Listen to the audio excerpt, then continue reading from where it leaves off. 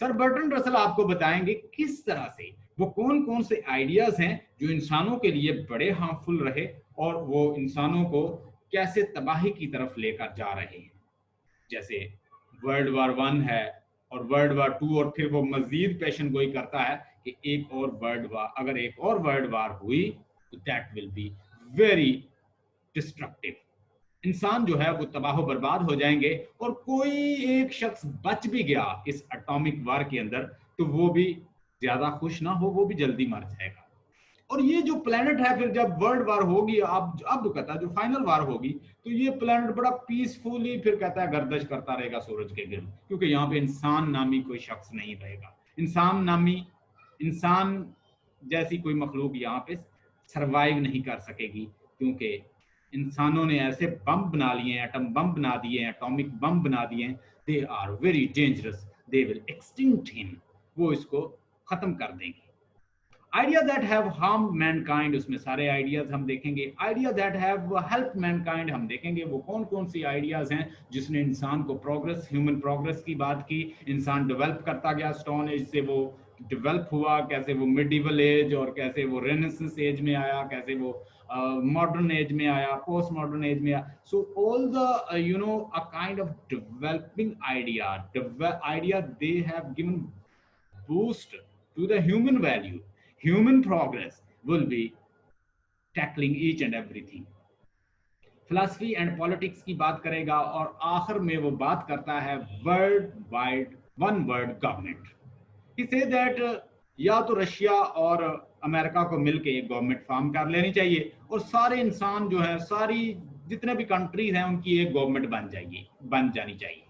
सारे लोग जो हैं वो एक गवर्नमेंट बन जाएंगे, तो उससे रसल ने ये आइडिया दिया था कि फिर वर्ल्ड वार नहीं हो, क्योंकि एक ही मरकज होगा जो पूरी दुनिया को कंट्रोल करेगा। तो फिर सारे लोग जो है एक दूसरे का सोचेंगे, और हम हर जगह से, यानी यहाँ से वहां जा सकेंगे, यहाँ से वहां आ सकेंगे, और एक दूसरे की प्रोग्रेस की बात करेंगे, ह्यूमन डेवलपमेंट की बात करेंगे, और न्यू आइडियाज की बात करेंगे, और लोगों को डेवलपमेंट की तरफ लेकर जाएंगे, प्रोग्रेस की तरफ लेकर जाएंगे। हाँ, छोटी छोटी वार्स तो रसल ने कहा हो सकती हैं, but at global level we may not have such kind of destruction, because we will be having at least one center who will be controlling all the governments. तो सारे लोगों की, सारे कंट्रीज की एक गवर्नमेंट बन जाए और एक सेंटर होना चाहिए। और छोटी छोटी जंगें तो फिर हो सकती हैं, किसी बॉर्डर पे कुछ 4 लोग मारे गए, कहीं 5 मारे गए, लेकिन ये मैसिव जो डिस्ट्रक्टिव वार्स हैं, बड़ी बड़ी जो वार्स हैं, इनसे इंसान तबाही से बच जाएगा। तो ये सारे आइडियाज जो हैं हम वन बाय वन देखेंगे। उसमें फिलॉसफी और पॉलिटिक्स की बात करेगा, वन वर्ल्ड गवर्नमेंट की बात करेगा, फ्यूचर ऑफ मैनकाइंड की बात करेगा कि फ्यूचर में क्या क्या हो सकता है, क्या क्या डेवलपमेंट हो सकती है। उसने ये भी बताया कि I will not fight for my idea can be wrong if in a future I think that there is a better idea related to democracy, I will replace it because my idea is not final. He does not believe on any idea because he considers himself a modern, and modern minded person is such a person who follow logic and reason. फिर उसने एक modern minded के नाम से भी ऐसे लिखा, on being modern minded. According to him modern minded person वो है जो 1000 लोग भी आपके अगेंस्ट चल रहे हो तो आपको पता हो कि आप रीजन और लॉजिक के मुताबिक ठीक हैं, तो आप 1000 लोगों के अगेंस्ट चले। मॉडर्न मैन वो है, वो कहता है कि जो लॉजिक और रीजन बेस्ड और अक्ली फैसले करेगा, रैशनल फैसले करेगा, रैशनल आइडियाज के साथ जिएगा। तो वो सारी चीजें जो है हम देखेंगे। Let's see further.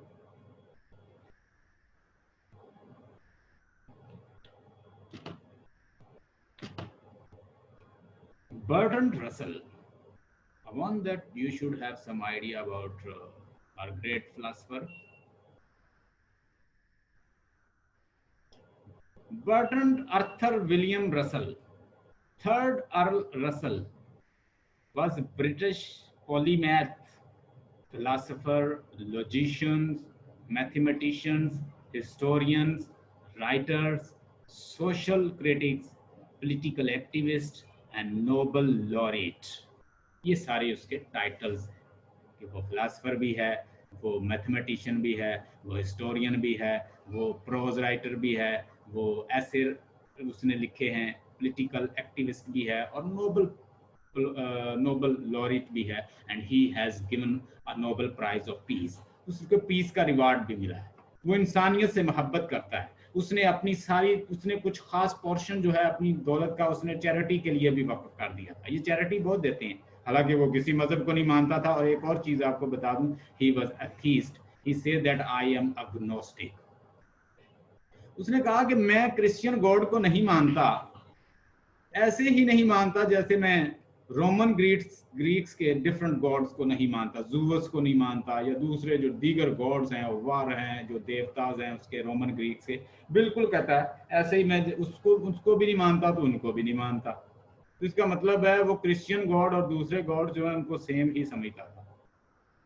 मई 1872 में पैदा हुआ है, यूनाइटेड किंगडम में वो पैदा हुआ है।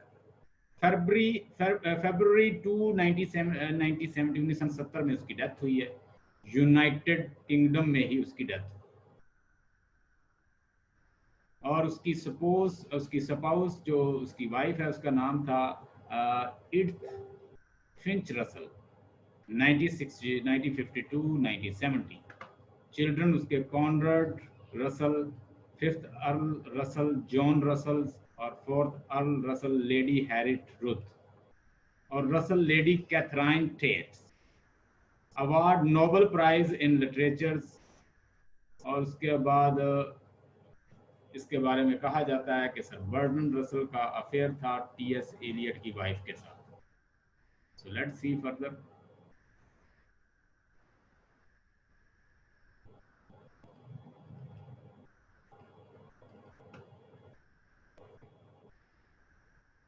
सर बर्टन रसल 18 मई 1872 को पैदा हुए हैं, यूनाइटेड किंगडम।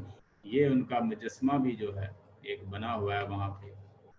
2 फरवरी 1970 एज जो है 97 ईयर एज पाई है बाबे ने। और इस बाबे के पास लोग जाते और उसे कहते कि ज़रा रिलीजन के ऊपर कमेंट तो करना। तो वो एक कमेंट करता, लोग जो हैं दूर दूर से आते और इससे कमेंट लेते सर्टेन टॉपिक के ऊपर। Bertrand Russell is one of the most famous and important philosophers of the 20th century. Russell was a British philosopher, mathematician, historian, writer. He also did a lot of work in the area of education, history, political theories, and religious studies. Burton Russell का style जो है उसके बारे में बातें नहीं कर सका, मैं आपको बता दूं कि वो आयरनी यूज करता है। आयरनी का मतलब ये होता है कि जो आपके what is difference between appearance and reality, जो आपके सामने चीज मौजूद है जो वो रियलिटी में है उनके दरमियान जो फर्क है उसको क्या कहते हैं, वो आयरनी है। मिसाल के तौर पर मैं एक्सपेक्ट कर रहा हूँ कि मैं बहुत बड़ा डॉक्टर बनूंगा फ्यूचर में, लेकिन मैं नहीं बन सका, तो मैं कहूंगा ये लाइफ की एक आयरनी हुई है। अनपॉपुलर ऐसे उसने इसलिए उसका नाम रखा कि उसे पता था कि ये पॉपुलर हो जाएंगे। उसने अपनी एक आयरनिकली उसको नाम दिया अनपॉपुलर ऐसे। और अपने स्टाइल के अंदर उसका स्टाइल ऐसा है कि उसके अंदर स्टोरी डालता है, एनिक्डोट डालता है। एनिक्डोट का मतलब लिखें स्टोरीज। ल्यूसिड और विटी और लॉजिकल स्टाइल है उसका। वो लॉजिक के साथ बात करता है, रेट्रिक के साथ बात करता है, और रैशनल लॉजिकल स्टाइल है उसका। जबकि हमने देखा बेकन का स्टाइल क्या था, पिथी था, कंसाइज था, एफोरिस्टिक था, एपिग्रामेटिक था, और वो क्रिस्प था वो भी। इसका भी, क्योंकि ये भी छोटे छोटे कमेंट करता है, बातें करता है, जिसका भी स्टाइल हम कह सकते हैं क्रिस्पी है, पिथी है, कंसाइज है, एपिग्रामेटिक भी है इसका स्टाइल। रैशनल लॉजिकल बातें करता है, और इसको कहा जाता है कि बात ऐसे करता है जैसे कोई कैथोलिक प्रीस्ट होता है। आपको पता है कैथोलिक कौन होते हैं? मजहबी जैसे कोई प्रीस्ट होता है, जैसे कोई पंडित होता है मजहबी, वो वैसे बातें करता है कि जैसे कोई मौलवी खुतबा दे रहा है, इस तरह का उसका स्टाइल है। आप बातें सुनते जाते हैं, आपको लगता है कि मैं सुनूं और मैं एंजॉय करूं, बातें अच्छी करता है। पिथी, कंसाइज, एफोरिस्टिक, बेकन की तरह इसका भी स्टाइल है। और उसके साथ एक और चीज इसके स्टाइल के अंदर मौजूद है कि फोकस्ड है। अपने स्टाइल को, अपनी बात पे फोकस्ड रहता है। वर्ल्ड वाइड गवर्नमेंट का वो बात करता है उसकी, वन वर्ल्ड गवर्नमेंट की, तो वो बहुत सारे ऐसे में ये बात रिपीट कर जाता है, जैसे पॉलिटिकल, जैसे उसका एक ऐसे है फिलासफी एंड पॉलिटिक्स, और उसके बाद फिलासफी फॉर द लेमैन, और उसके बाद idea that have harmed Mankind, इसमें वो वन वर्ल्ड गवर्नमेंट की बात कर जाता है, रिपीट कर जाता है। ये इसका फ्लॉ भी है, एज वेल एज वो इसकी गुडनेस भी है, कि उसका एक, कि वो अपने फोकस्ड रहता है अपने स्टाइल पे। आप इसे दोनों में ले सकते हैं कि वो अपने आइडिया से, जो उसका मेन आइडिया होता है उसको, उस पर फोकस्ड रहता है। हम उसे कहेंगे इसका स्टाइल जो है वो फोकस्ड स्टाइल है। Not forgiving and not forgetting, ना तो वो किसी बात को छोड़ता है ना फॉरगेट करता है।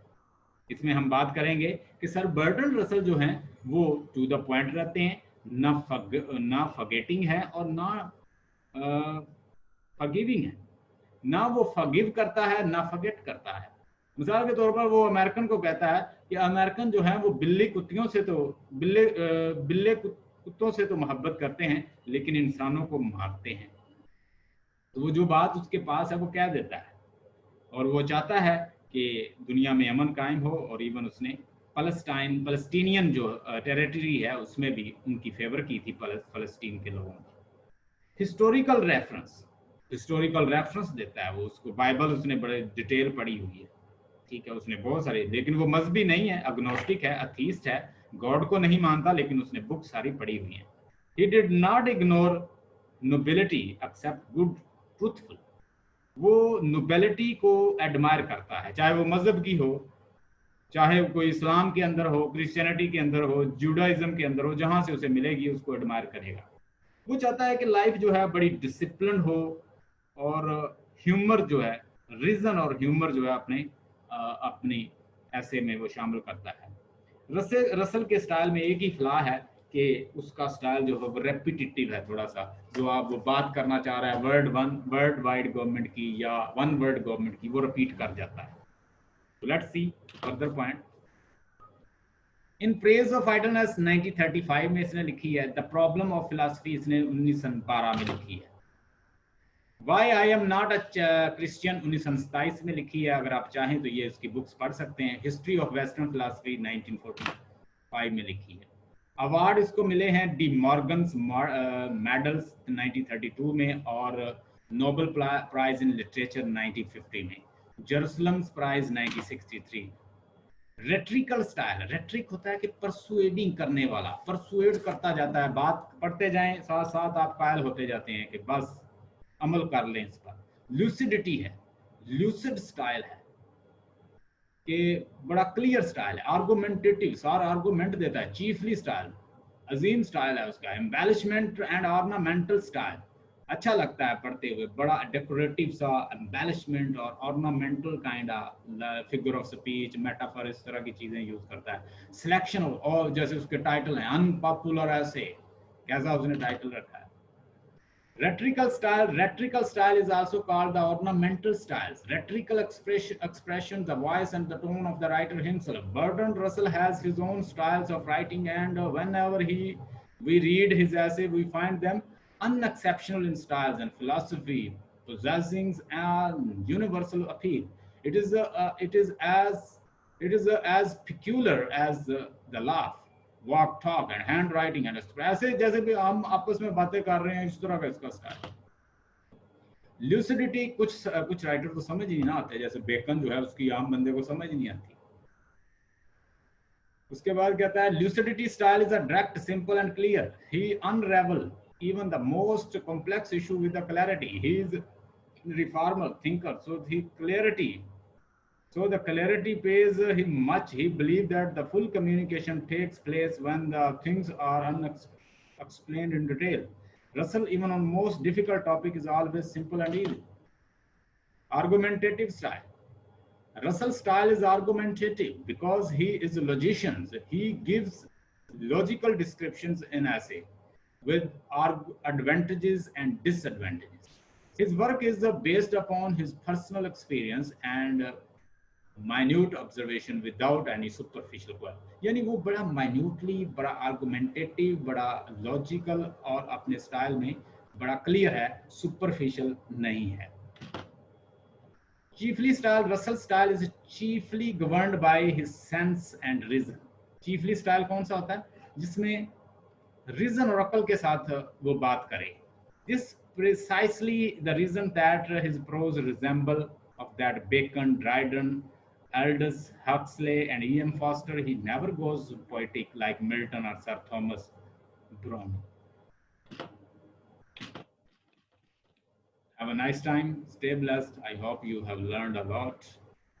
So, tomorrow, inshallah, we'll be learning further. ये उसका कोट है, ये हम शेयर करते हैं आपके साथ. कहता है हिज एडमरेबल चार्ल्स सेंगर, उसके बारे में कहता है कि his admirable and lucid English style में be attributed to the fact that he is